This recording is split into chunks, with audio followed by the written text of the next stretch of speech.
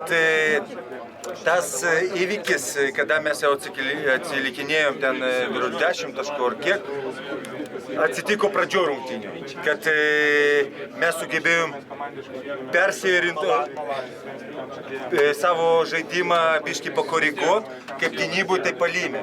Ir mums išėjo į naudą ir atlaikėm tą tempą ir užtikrintai laimėjom.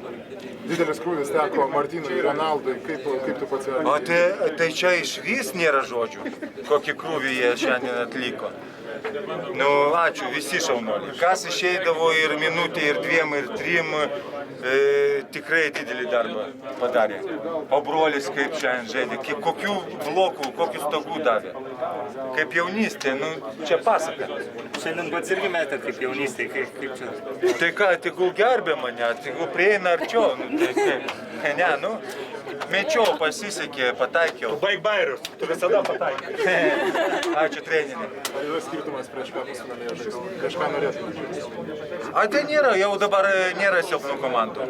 Jau dabar visos stiprios ir jeigu pasitaikė amerikonai, tai žaisim su amerikonais.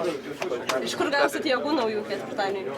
Nu, šiandien tikrai tas nuovargis nesijaučia.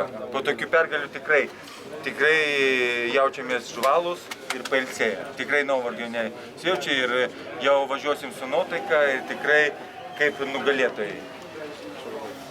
Todėl, kad tikrai šis etapas buvo sunku ir man tą praradom Kalnietį ir ką mes čia pasiekėm, tikrai didelis darbas.